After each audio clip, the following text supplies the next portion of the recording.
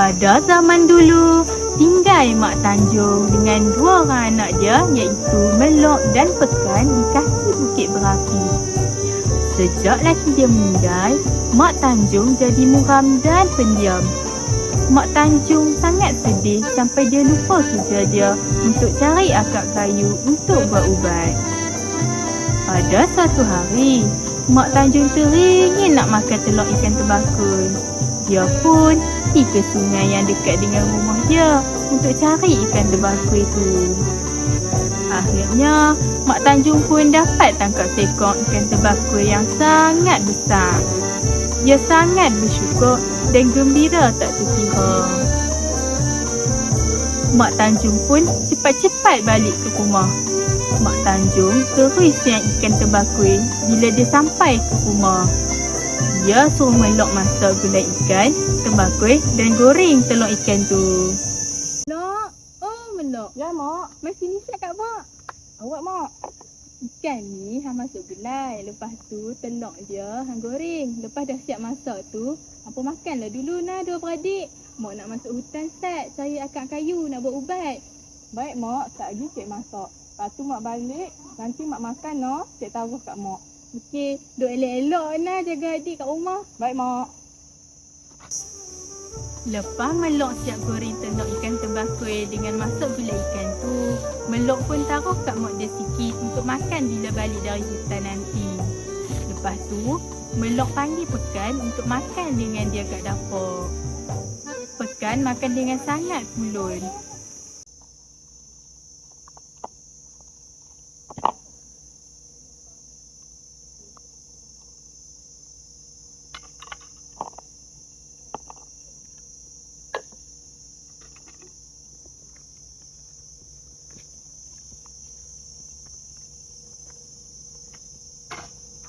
Pekan. Oh, Pekan.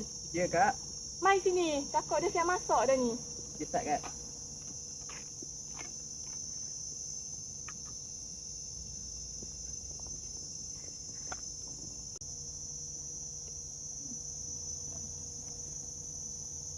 Sedap no telur ikan tembakau ini. Hang ni, Pekan. Janganlah si makan telur tu saja. Ni, ambil ni gulai ni. Makan sama. Kak.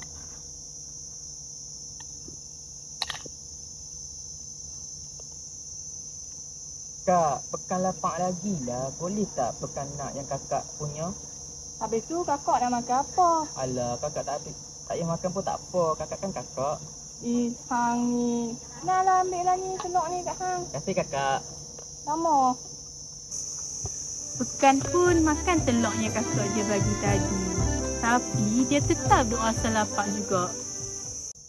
Kok Pekan lapar lagi lah. Tak ada kau kat dapur tu telur ikan yang lebih-lebih. Boleh Pekan makan. Hang ni Pekan. Nasi lapar je. Telur tu mak punya. Hang mana boleh makan? Hang tunggu sini start lah. Takut pi goreng telur mata kebau kat hang.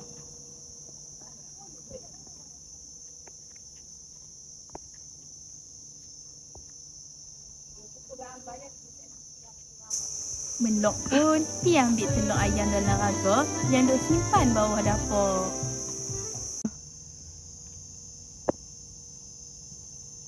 Kakak ni, awak lambat sangat. Orang duk lapar dah ni. Hang ni sabarlah start. Kakak tengah goreng hang punya dah ni. Lambat kakak ni. Baik apa ambil dulu makan telur ni. Kan dia tahu pun.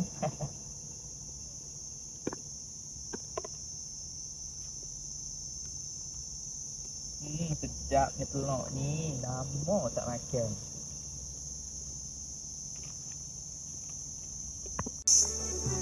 Melok pun bawa telur mata kebau yang dia dah goreng ke Pekan.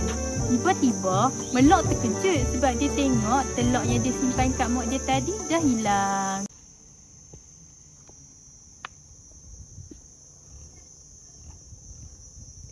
Mana telur ikan terbakul yang kakak simpan kat mak tadi? Hang makan Pekan? Pekan yang makan. Siapa suruh kakak lambat sangat? Pekan ambil je dah terus. Hang ni ketegak sangatlah. Awak tak dengar cakap langsung. Apa kakak nak habakkan mak nanti? Alah, kak habak je kat mak yang Pekan yang makan telur tu. mak tak marah punya lah. Mak kan saya pekan. Tak lama lepas tu, Mak Tanjung pun balik dari hutan. Dia rasa sangat penat. Dia pun pilah berehat sat.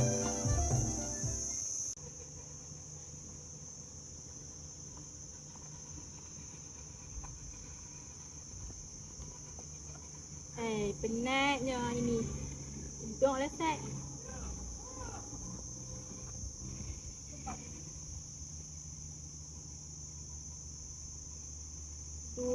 Rasa lapar lah pula.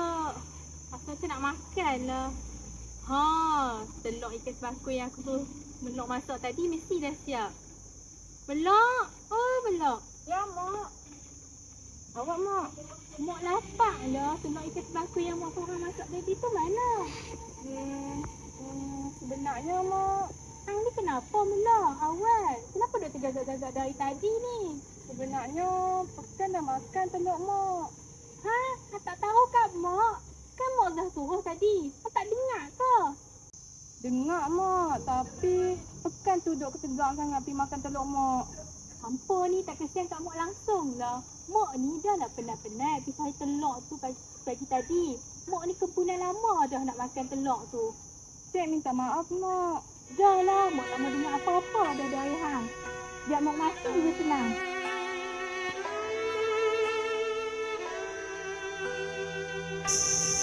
Pekan dan Melok pun teriak sebab rasa bersalah kat mak dia. Mak Tanjung pun lari dengan sekuat hati masuk dalam hutan dan pergi cari batu belah, batu bertangkup.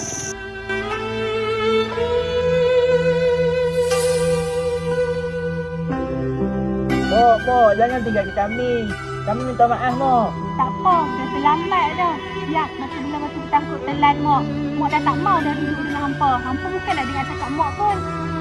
Batu belah, batu bertangkup. Tangkuplah aku, telanlah aku. Aku kempunan telur ikan terbakul.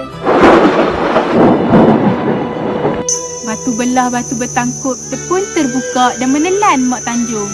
Pekan dan Melok pun teriak dengan kuat sebab mereka dua punca mak dia ditelan batu belah, batu bertangkup.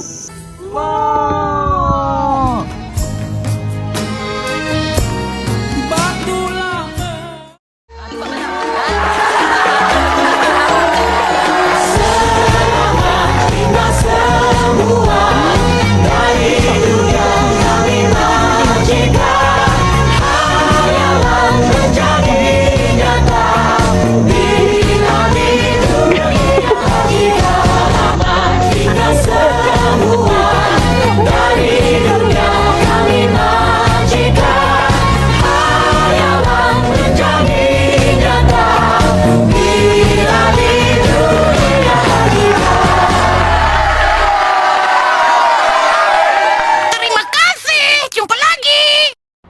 Melati puntung, tumbuh melata, saya merbah di pohon cemara. Assalamualaikum, mulanya kata, kami sembah pembuka bicara. Jadi, kita telah selesai menonton cerita yang dilakukan oleh kami, iaitu cerita Batu Belah Batu Bertangkup. Jadi, untuk tugasan 2 di MMB 3193, kami perlu mengkaji pemikiran, nilai dan pengajaran yang terdapat di dalam cerita yang telah kami lakukan, iaitu cerita Batu Belah Batu Bertangkup. Setiap cerita rakyat yang pernah wujud suatu ketika dahulu sehingga kini banyak mengutarakan pemikiran ataupun nilai maupun pengajaran kepada setiap pembacanya dan juga penontonnya. Begitu juga cerita Batu Belah Batu Bertangkup yang merupakan sebuah legenda yang terkenal di kalangan masyarakat Melayu. Cerita ini banyak mengandungi pesan moral yang dapat mempengaruhi pemikiran masyarakat Melayu kita. Antara pemikiran yang dapat kita ambil dari cerita Batu Belah Batu Bertangkup yang dilakukan oleh kami ialah mendengar kata, kesalahan dan juga penyesalan. Dalam cerita ini, Pekan melakukan kesalahan dengan memakan ikan tembakul yang disimpan kakaknya Melok untuk emaknya. Pekan kemudian menyesal atas kesalahannya kerana memakan ikan tembakul milik emaknya dan menyebabkan emaknya merajuk serta terus lari ke hutan untuk mencari batu belah batu bertangkup supaya batu belah batu bertangkup memakannya. Hal ini kerana dia kesal akan perbuatan anaknya itu. Pesan moral di sini ialah sebagai anak kita perlu mendengar kata ibu atau orang yang lebih dewasa supaya tidak melakukan kesalahan dan menyesal di kemudian hari. Seperti mana kata pepatah, menyesal dahulu pendapatan, menyesal kemudian tidak berguna lagi. Nasi sudah pun menjadi bubur. Seterusnya pula ialah kesabaran dan keikhlasan. Dalam cerita ini, Melur dan Pekan menunjukkan kesabaran dan keikhlasan dalam menghadapi kepergian ibunya. Mereka juga menunjukkan keikhlasan ketika mereka tidak berhasil menyelamatkan ibunya dari batu belah batu bertangkup dan redha akan pemergian ibunya. Pesan moral yang dapat kita ambil adalah pentingnya memiliki kesabaran dan keikhlasan dalam diri ini dalam menghadapi hidup yang penuh cabaran ini. Kita juga perlu meyakini bahawa setiap yang hidup pasti akan menemui ajalnya dan yang masih hidup perlu teruskan hidup dan redha akan kepergian orang yang tersayang menemui penciptanya. Seterusnya, kami akan meneruskan pembentangan kami dengan nilai yang terdapat dalam cerita Batu Belah Batu Bertangkup. Nilai atau nilai murni boleh didefinisikan sebagai perlakuan yang baik, peradaban dan tata susila individu manusia yang terdapat dalam sesuatu hubungan, sama ada sesama manusia, alam atau Tuhan. Antara nilai yang terdapat dalam cerita Batu Belah Batu Bertangkup ialah nilai bertanggungjawab. Hal ini dapat dilihat apabila Melur sangat bertanggungjawab dalam melakukan tugasan yang telah diberikan oleh ibunya. Seperti kita semua sedia maklum, Melur merupakan anak sulung dalam keluarga tersebut. Oleh itu, dia perlu menjalankan tanggungjawabnya dengan baik ketika ketiadaan ibunya di rumah. Ketika Mak Tanjung keluar untuk mencari kayu api di hutan bagi membuat ubat-ubatan, dia menyuruh Melur untuk memasak gulai ikan tembakul dan menggoreng telur ikan tembakul untuk dijadikan makanan mereka pada hari tersebut. Hal ini telah membuktikan bahawa Melur merupakan seorang anak yang bertanggungjawab apabila dia telah melakukan arahan yang telah diberikan oleh ibunya untuk memasak dengan baik. Seterusnya, terdapat juga nilai kasih sayang. Hal ini dapat dilihat apabila Melur sangat menyayangi adiknya iaitu Pekan. Dia sanggup berbuat apa sahaja asalkan dapat melihat adiknya bahagia. Melur sanggup memberikan Pekan untuk memakan telur ikan tembakul bahagiannya kerana Pekan masih lapar. Perkara ini telah membuktikan bahawa kasih sayang Melur terhadap Pekan adalah terlalu kuat apabila sanggup berkorban apa sahaja demi adiknya. Kemudian, terdapat juga nilai bersungguh-sungguh. Hal ini dapat dilihat apabila Mak Tanjung sangat bersungguh-sungguh dalam mendapatkan sesuatu yang diinginkannya, iaitu telur ikan tembakul. Dia sanggup mencarinya seorang diri di tepi sungai semata-mata untuk mendapatkan telur ikan tembakul yang telah lama diidam-idamkan olehnya.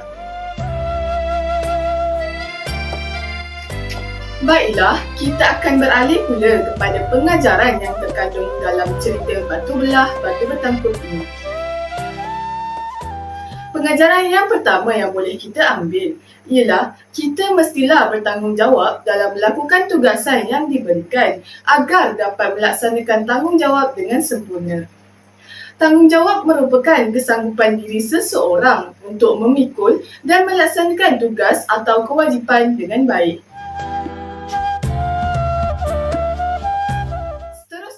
Pengajaran yang kedua pula ialah kita hendaklah menyayangi ahli keluarga dengan penuh kasih sayang agar hubungan silaturahim dapat dieratkan antara satu sama lain. Kasih sayang bermaksud kepekaan dan perasaan cinta yang mendalam serta berkekalan yang lahir dari hati yang ikhlas. Selain itu, pengajaran yang ketiga ialah kita mestilah bersungguh-sungguh dalam mencapai sesuatu yang diinginkan agar dapat memperoleh kejayaan. Bersungguh-sungguh merupakan Bersungguh-sungguh merupakan usaha dalam melakukan sesuatu tugasan dengan sepenuh hati dan tidak main-main. Di samping itu, pengajaran yang keempat ialah kita hendaklah berterima kasih kepada orang yang memberikan kita sesuatu perkara agar orang tersebut berasa dihargai. Berterima kasih merupakan ucapan untuk menunjukkan penghargaan dan rasa terima kasih kepada seseorang untuk sesuatu perkara yang dia lakukan. Akhir sekali, pengajaran yang terakhir yang kita boleh ambil daripada kisah batu belah, batu bertangkup ini ialah kita hendaklah rajin dalam melakukan sesuatu pekerjaan agar dapat mencapai hasil yang diinginkan. Rajin merupakan satu usaha berterusan yang penuh dengan semangat dan tekun. Sebagai kesimpulan, cerita rakyat merupakan cerita yang sangat popular dan tidak asing lagi bagi masyarakat Melayu pada masa kini. Hal ini kerana cerita rakyat telah menjadi kebiasaan bagi setiap individu sejak sekolah rendah lagi apabila sering diceritakan oleh guru-guru untuk dijadikan tauladan. Cerita rakyat juga mempunyai banyak pengajaran yang dapat membantu guru untuk membentuk murid-murid menjadi seorang individu yang lebih baik pada masa hadapan. Oleh itu, semua pihak perlulah memainkan peranan yang penting agar cerita rakyat tidak dipinggirkan serta tak lapuk di zaman yang kian moden kini. Sekian sahaja pembentangan kami pada video kali ini. Saya akhiri ucapan saya dengan serangkap pantun. Merdu bertingkah alunan suara, kadang tak sedar tersilap kata. Andai terlanjur patah bicara, serendah hati kemaafan dipinta. Sekian, wabillahi taufiq wal hidayah. Wassalamualaikum warahmatullahi wabarakatuh.